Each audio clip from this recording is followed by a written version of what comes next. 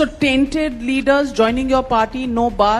Everybody is welcome, even they are welcome with a red carpet rolled out for them. As I said, party is open. We welcome everybody. Everybody.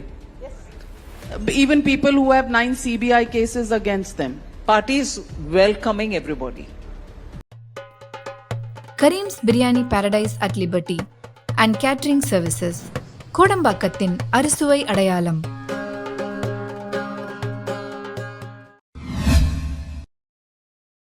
வணக்கம். அரவிந்த் கெஜ்ரிவால் ஒரு பக்கம், நிர்மலா சீதாராமன் இன்னொரு பக்கம், India black மூன்றாவது பக்கம், நான்காவது பக்கம் இந்த நாட்டிற்கக்கூடிய அரசாங்கம் மோடி அரசு. இந்த நான்கையும் பற்றி நீங்கள் ஆழமாக புரிந்து கொண்டீர்கள்னா இன்றைக்கி எந்த அளவில் யார் பயந்து போயிருக்கிறார்கள், எந்த அளவில் எந்த அரசியல்வாதியை முடக்கக்கூடிய வேலையை பார்க்கிறார்கள், எந்த அளவில் அராஜக முறையில் அகங்காரத்துடன் டெலிவிஷன் ஸ்க்ரீனருக்கு முன்பு அமர்ந்து கொண்டு இந்த நாட்டிற்கக்கூடிய யூனியன் மினிஸ்டர் இந்த நாட்டு மக்களை ஏமாற்றக்கூடிய வேலையை மட்டும் பார்க்கவில்லை, இந்த நாட்டு மக்களை எதிர்த்து பேச தொடங்கிவிட்டார்கள். நாங்கள் செய்வது சரியென்று. ஆனால் ஊடகத்தில் இருக்கக்கூடிய பத்திரிகையாளர்கள் அவர்கள் விழித்து கொண்டார்கள், அல்ல அவர்களாலே பொறுத்து கொள்ள முடியாமல் இன்னைக்கு அவர்களும் கேள்விகளை கேட்க தொடங்கிவிட்டார்களா என்கிற இந்த பதிலை இந்த பதிவில் நீங்கள் புரிந்து கொள்ள இருக்கிறீர்கள். உண்மையிலேயே இந்த நாட்டில் ஜனநாயகம் இருக்கிறதா, உண்மையிலேயே இந்த நாட்டில் கான்ஸ்டியூஷன் இருக்கிறதா என்கிற இந்த கேள்வியை நீங்கள் புரிந்து கொள்ள வேண்டும். நேற்று இந்தியா பிளாக் ஒரு மிகப்பெரிய போராட்டத்தை ஆர்கனைஸ் செய்தார்கள். இந்தியா அணியில் இருக்கக்கூடிய அனைத்து அரசியல் கட்சிகள், அனைத்து அரசியல் தலைவர்களுமே ஒன்று கூடி இந்த நாட்டில் சர்வாதிகார ஆட்சியை நாங்கள் முறிப்போம் என்கிற அந்த விஷயத்தை எடுத்து வைத்தார்கள். அடுத்த நாள், அதாவது இன்னைக்கு காலையில் அரவிந்த் கெஜ்ரிவாலுடைய பெயில் அப்ளிகேஷன், அவருடைய கஸ்டடி முடிவிற்கு வந்தபோது, பெயில் அப்ளிகேஷனை மூவ் செய்தபோது அவருக்கு மீண்டும் ஒரு முறை பெயில் கிடைக்கவில்லை. ஏப்ரல் 15ஆம் தேதி வரை அவர் சிறையிலே இருக்க வேண்டும் என்கிற அந்த கட்டாயத்தை ரவுஸ் கோர்ட், டெல்லியில் இருக்கக்கூடிய ரவுஸ் கோர்ட் எடுத்து வைத்திருக்கிறது. வரக்கூடிய 19ஆம் தேதியிலிருந்து தேர்தல் தொடங்கிவிடும். ஆம் ஆத்மி கட்சியுடைய சீஃபான அரவிந்த் கெஜ்ரிவால் மட்டுமல்ல, அவரை தாண்டி 3 அதே கட்சியில் இருக்கக்கூடிய அமைச்சர்கள் சிறையில் இருக்கிறார்கள். இன்னொரு பக்கம் இந்தியா அலைன்ஸ் எந்த அளவில் தன்னுடைய எதிர்ப்புகளை வெளிப்படையாக மக்களுக்கு முன்னெடுத்து வைக்கிறதோ, ஒட்டுமொத்த இந்தியாவில் நாங்கள் ஒரு மிகப்பெரிய போராட்டத்தை தொடங்கியிருக்கிறோம் என்று கூறியிருக்கிறார்களோ, அதாவது இந்தியா முழுவதும் இந்தியா அலைன்ஸை சார்ந்த நபர்கள் போராட்டத்தில் இறங்க போகிறார்கள். ஆக்டிவிஸ்ட்கள், மணிப்பூராக இருக்கட்டும், ஹஸ்தேவ் காடாக இருக்கட்டும், அல்ல லத்தாக்கில் இருக்கக்கூடிய மக்களாக இருக்கட்டும், டெல்லியில் அமர்ந்து கொண்டிருக்கக்கூடிய விவசாயிகளாக இருக்கட்டும், அல்ல அதே புதுதில்லியில் அமர்ந்து கொண்டிருந்து போராடி கொண்டிருந்த பெண் வீராங்கனைகளாக இருக்கட்டும், யாரையுமே நாங்கள் மதிக்க மாட்டோம். எங்களுடைய அகங்காரத்தை நீங்கள் புரிந்து கொள்ள வேண்டும் என்கிற அந்த அகங்காரத்தை எந்த அளவில் இந்த நாட்டில் இருக்கக்கூடிய ஃபைனான்ஸ் மினிஸ்டர் எடுத்து வைத்திருக்கிறார் என்று நீங்கள் பார்க்க வேண்டும். ஃபைனான்ஸ் மினிஸ்டருடைய இந்த வீடியோ நேற்றிலிருந்து வைரலாகிவிட்டது. இந்த வீடியோவை நீங்கள் சாதாரணமாக பார்க்கக்கூடாது. இந்த வீடியோவிற்கு பின்னாடி இருக்கக்கூடிய அந்த அராஜகத்தை, அந்த அகங்காரத்தை நீங்கள் புரிந்து கொள்ளுங்கள். இந்த வீடியோவை பாருங்கள், மிக முக்கியமான வீடியோ. இதற்கு பின்னாடி இருக்கக்கூடிய பல்வேறு விஷயங்களை நான் எடுத்து வைக்கப் போகிறேன். இதையும் தாண்டி அரவிந்த் கெஜ்ரிவாலுடைய பெயிலை பற்றி பேச போகிறோம். அதையும் தாண்டி நேற்று இந்தியா பிளாக் வழியாக நடந்த ஒரு மிகப்பெரிய போராட்டம், அவர்களுடைய ஃபியூச்சர் பிளான், இந்த தேர்தல் பிரச்சாரத்தை எப்படி அவர்கள் எடுத்துச் செல்லப் போகிறார்கள், அனைத்துமே பார்க்க போகிறோம். முதலில் நிர்மலா சீதாராமன் அவர்கள், நவிகா குமார் அவர் எடுத்த இந்த வீடியோவை பாருங்கள். So tainted leaders joining your party, no bar. Everybody is welcome, even they are welcome with a red carpet rolled out for them. As I said, party is open. We welcome everybody. Everybody. Yes. Even people who have 9 CBI cases against them. Party is welcoming everybody. Times நவ்வின் Navika Kumar, a senior journalist. ஆனால் கடந்த 10 ஆண்டுகளாக மோடி அரசாங்கத்துடைய மகிமையை பாடிக்கொண்டிருந்தார். இந்த நாட்டில் 2014ஆம் ஆண்டு தான் சுதந்திரம் கிடைத்தது என்கிற அந்த நம்பிக்கையுடன் இருந்த பெண்மணியா இவர், அல்ல இப்போதான் அவருடைய உண்மையான பத்திரிகை தர்மம் அவர்களுக்கு ஞாபகத்தில் வந்துவிட்டதா என்கிற இந்த கேள்வியுடன் இந்த வீடியோவை நீங்கள் புரிந்திருக்க வேண்டும். இந்த நாட்டு ஃபைனான்ஸ் மினிஸ்டர் நிர்மலா சீதாராமன் அவர்களை பார்த்து அவர் கேட்ட கேள்வி என்ன? யாரெல்லாம் நீங்கள் ஊழல்வாதியாக எடுத்து காட்டுகிறீர்களோ, யாரெல்லாம் நீங்கள் கரப்ட் பாலிட்டிஷியனாக எடுத்து காட்டுகிறீர்களோ, அந்த அனைத்து நபர்களுமே இன்னைக்கு பிஜேபியின் வாஷிங் மிஷினில் துவைக்கப்பட்டு பிஜேபியில் இணைக்கப்படுகிறார்கள். அப்போ எதற்காக அவர்களை 35,000 கோடி ரூபாய், 40,000 கோடி ரூபாய், 70,000 கோடி ரூபாய் ஊழல்வாதி என்று நீங்கள் எடுத்து காட்டுகிறீர்கள்? அவர்கள் பிஜேபியுடன் இணைந்த உடனேயே எப்படி அவர்கள் செய்த அனைத்து ஊழலையுமே நீங்கள் மறந்து விடுகிறீர்கள்? இந்த கேள்விக்கான பதில் நிர்மலா சீதாராமன் எந்த அகங்கார வழியாக கொடுத்தார் என்று நீங்கள் கேட்டீர்கள்னா, ஆமாம், எங்களுடைய கட்சியில் அனைவருக்குமே இடம் இருக்கிறது, அனைவரையுமே நாங்கள் வரவேற்கிறோம். நவிகா குமார் இந்த பதிலை எதிர்பார்க்கவில்லை. மீண்டும் ஒரு முறை தன்னுடைய கேள்வியை தெளிவாக எடுத்து வைக்கிறார். குற்றவாளி மேடம், ஊழல் குற்றவாளிகள், நீங்கள் யாரையெல்லாம் குறிவைத்து இவர்கள் ஊழல் செய்தார்கள் என்று கூறினீர்களோ அதே நபர்கள் பிஜேபியில் இணைகிறார்கள்.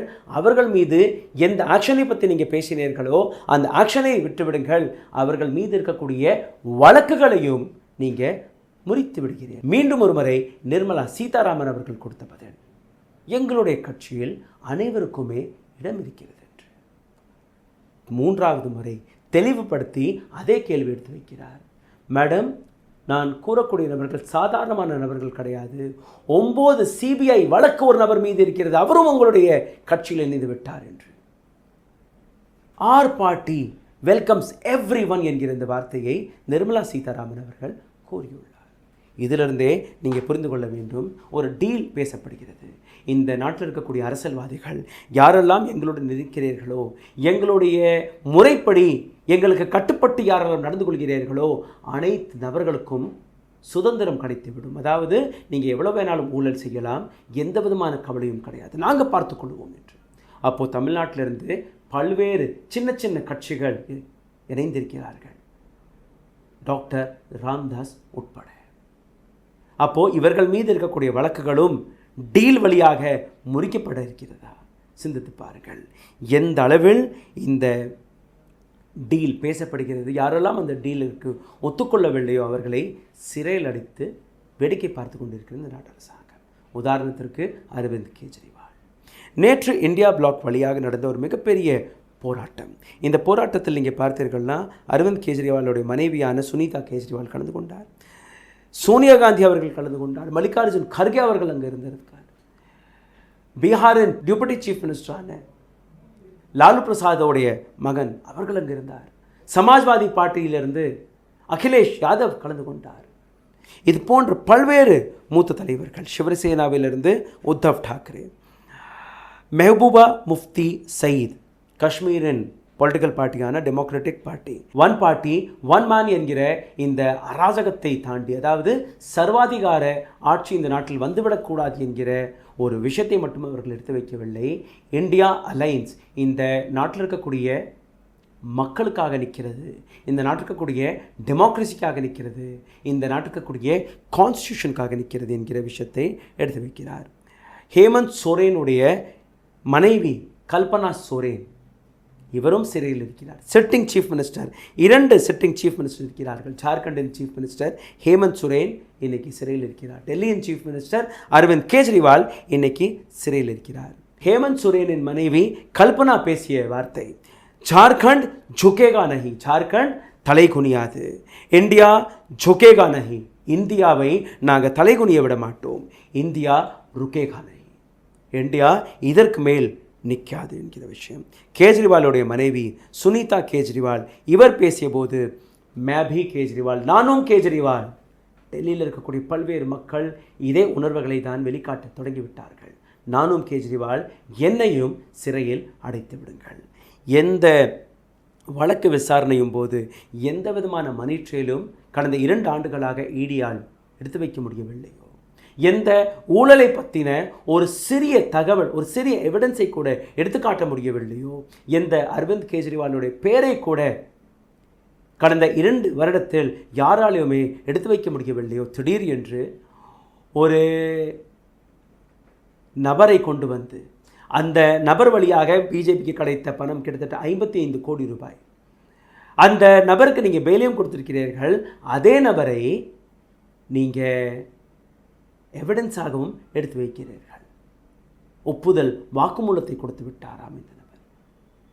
அந்த நபருடைய அந்த வாக்குமூலத்தை வைத்து எந்த அளவில் அரவிந்த் கெஜ்ரிவாலை சிக்க வைத்திருக்கிறார்கள், எந்த அளவில் அரவிந்த் கெஜ்ரிவாலை பேலை கொடுக்காமல் அவர் மீது கொடுமைகள் நடந்து கொண்டிருக்கிறது என்று நீங்கள் பார்க்க வேண்டும்.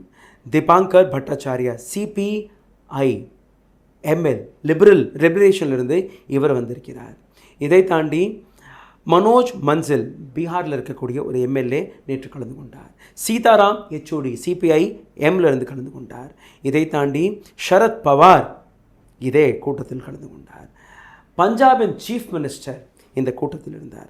ராகுல் காந்தி இந்த கூட்டத்தில் கலந்து கொண்டார். இதை தாண்டி நீங்கள் பார்த்தீர்கள்னா இந்த முறை 400 பார் என்கிற இந்த விஷயம் ஒரு போலியான வார்த்தைகள்.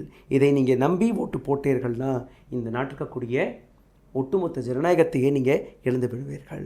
ஃபாரூக் அப்துல்லா, டி ராஜா, திருச்சி சிவா, தோல் திருமாவளவன், பஞ்சாபின் சீஃப் மினிஸ்டர் பகவந்த் மான், ஜார்க்கண்டின் சீஃப் மினிஸ்டர் சம்பை சோரேன், இது போன்ற பல்வேறு லீடர்ஸ்கள் நேற்று ஒரே குரலில் பேசிய வார்த்தை, நாங்கள் நாடு முழுவதும் ஒரு மிகப்பெரிய போராட்டத்திற்கு தயாராகிவிட்டோம். மல்லிகார்ஜுன் கர்கே உட்பட இந்த போராட்டத்தில் கலந்து கொண்ட பல்வேறு நபர்கள் ராமர் என்கிற பேரில் இந்த நாட்டு அடையாளத்தை ஒரு கூட்டம் அளிக்க முன் வந்துவிட்டது.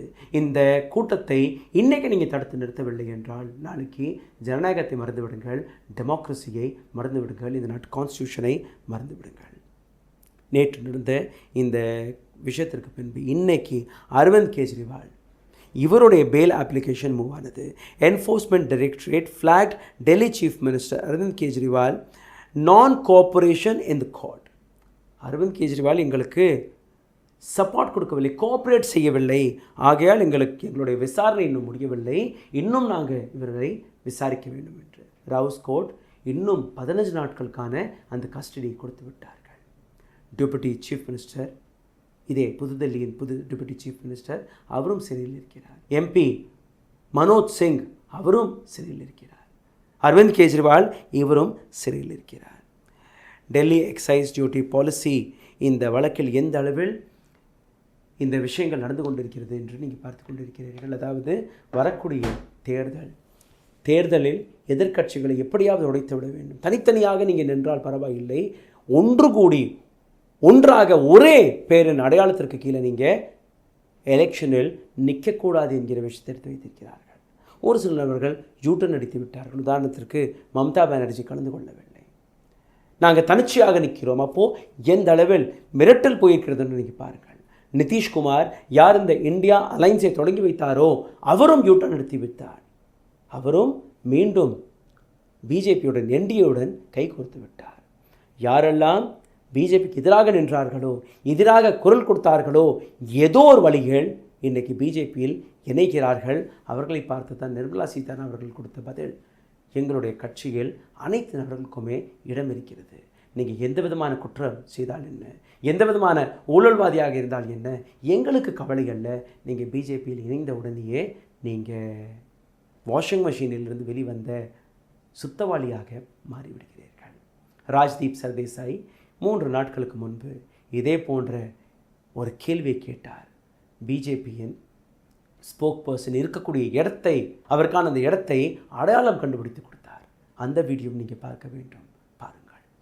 I have listened to you for years now, and you do not have the decency to talk to people with minimum decency. Mr. Poonawalla, my new rule is if you make personal jibes, you are stopped. Sorry, I will now turn to the next. You do not wish to answer my question. I don't expect any better from you. You made a personal jibe. I don't expect any better from you because you don't have the courage to listen. This is your bias. Now do not interrupt me. Listen to me carefully. Once again you shout at me. Anyone who shouts at me in this show doesn't get time. You want to talk like a decent Indian? You want to talk like a decent Indian? You can. You want to shout? I will shut you down. Mr. Poonawalla, I will tell you this.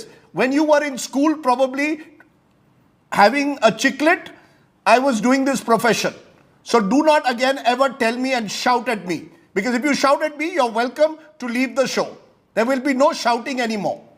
Enough is enough. ஊடக சுதந்திரத்திற்காக ஊடகம் விழித்துக்கொள்ள தொடங்கிவிட்டது. மக்களாக நீங்களும் விழித்துக்கொள்ள வேண்டும். மூத்த பத்திரிகையாளர்கள் தொடர்ந்து இந்த நாட்டிற்கக்கூடிய அராஜகத்தை எக்ஸ்போஸ் செய்ய தொடங்கிவிட்டார்கள். யாரை நாம் கோதி மீடியா என்று எடுத்துக்காட்டி வந்தோமோ அந்த கோதி மீடியா அப்படித்தான் இருக்கிறது. ஆனால் மனசாட்சி இருக்கக்கூடிய இது போன்ற பத்திரிகையாளர்கள் கேள்விகளை கேட்க தொடங்கிவிட்டார்கள்.